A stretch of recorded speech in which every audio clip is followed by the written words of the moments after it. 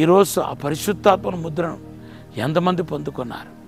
పరిశుద్ధాత్మతో మనం నింపబడి భాషలో మాట్లాడటం, దేవునితో మర్మాలు పలుకుతుంటే మాత్రం కాదు, ఆ ముద్ర మన జీవితాంతము మన కాచి కాపాడి మన నిత్య జీవానికి వారసుడుగా చేస్తాయి. యేసుక్రీస్తు నామంలో మీ అందరికీ శుభములు తెలియపరుస్తున్నాను. మీరందరూ బాగున్నారా? దేవుని కృపను బట్టి మీరు క్షేమంగా ఉంటారని, బాగా చిగురిస్తారని, అభివృద్ధి అవుతారని, దేవునికి అద్భుత కార్యాన్ని త్వరగా మీరు చూడబోతున్నారని నేను రూఢిగా నమ్ముతున్నాను. ఎవరెవరు కష్టాల్లో, ఇరుకులో, ఇబ్బందులో, కన్నీళ్ళలో ఉన్నారో మీ అందరికీ దేవుడు పరిపూర్ణమైన విడుదల మీకు ఇవ్వబోతున్నాడు. దేవుడు మన ఆశీర్వదిస్తాడు.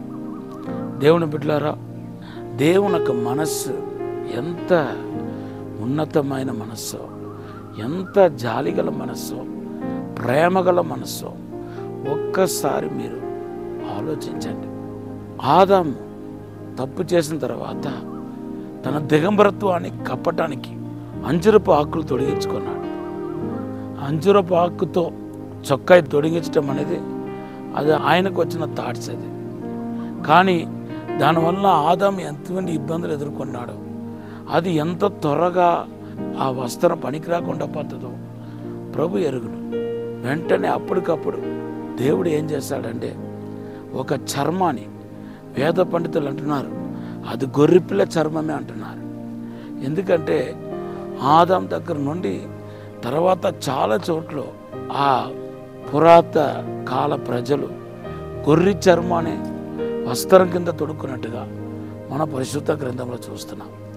గొర్రె చర్మాన్ని వధించి ఇదిగో దిగంబరత్వం అనే ఆ పాపాన్ని శాశ్వత కాలం కప్పడానికి ఇలాగే ఒక గొర్రెపిల్ల నా కుమారుడు యేసు వధించబోతున్నాడని దేవుడు ఒక సూచనప్రాయంగా తెలియపరిచినట్టుగా మన పరిశుద్ధ గ్రంథంలో చూస్తున్నాం.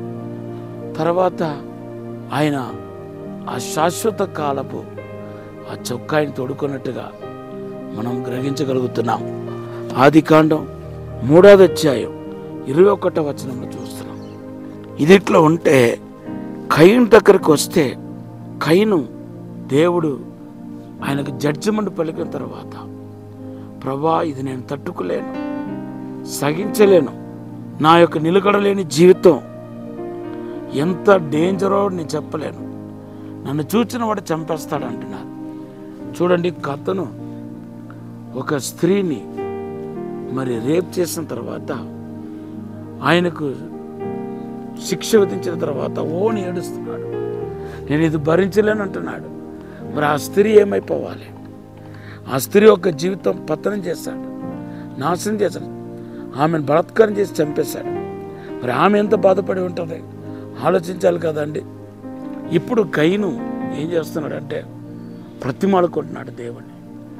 అప్పుడు దేవుడు ఏమంటున్నాడు, సరే నీ ఎవ్వరు ముట్టకుండా ఉండటానికి నీ మీద ఒక ముద్ర వేస్తాను అంటున్నాడు. ఈరోజు మన మీద కూడా ఒక ముద్ర ఉంది. అది పరిశుద్ధాత్మ ముద్ర.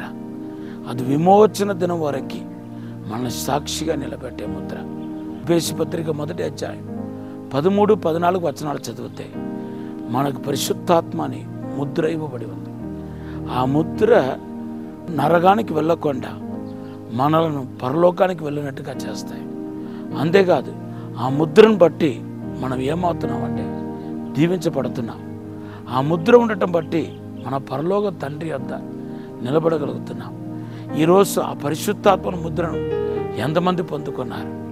పరిశుద్ధాత్మతో మనం నింపబడి భాషలో మాట్లాడటం, దేవునితో మర్మాలు పలుకుతుంటే మాత్రం కాదు, ఆ ముద్ర మన జీవితాంతము మన కాచి కాపాడి మన నిత్య జీవానికి వారసుడుగా చేస్తాయి. కయీను కంటే శ్రేష్టమైన ముద్ర మన మీద ఉందని ఈరోజు గ్రహించండి.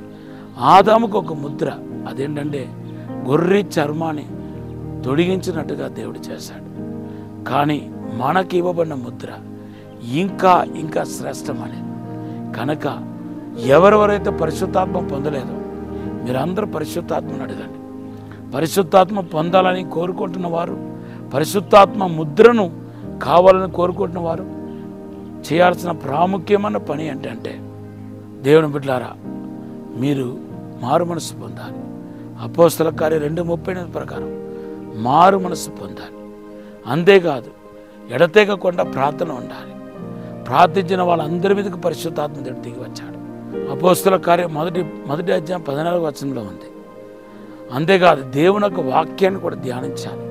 అప్పుడు పరిశుద్ధాత్మ కుమరిపు చాలా సింపుల్గా జరిగిపోతాయి. వాక్యం ఉన్న వాళ్ళందరి మీదకి పరిశుద్ధాత్మ దేవుడు దిగి వచ్చాడు.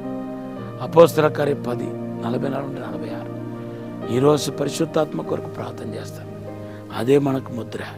ప్రతి కీడు నుండి, ప్రతి శోధ నుండి, ప్రతి అపాయం నుండి, రాబోతున్న ప్రతి శోధ నుండి తప్పించేది ఈ ముద్రే. ఒక చిన్న ప్రార్థన చేస్తాం. పరిశుద్ధము నమ్మకమైన పరలోక తండ్రి, నీకు వందనాలు, స్తోత్రాలు ప్రభా. శక్తి చేత కాదు, బలము చేత కాదు, ఆత్మ ద్వారానే సమస్తం జరుగుతున్నారు ప్రభా. ప్రతి ఒక్కరిని పరిశుద్ధాత్మతో నింపండి, అభిషేకముతో నింపమని, తాక్కుమని, తోడుండి బలపరచమని యేసు నామములో అడిగి వేడుకుంటున్నాం తండ్రి. Amen. Have a blessed day. God bless you. యోవేల్ 2:26 మీ వాగ్దానం.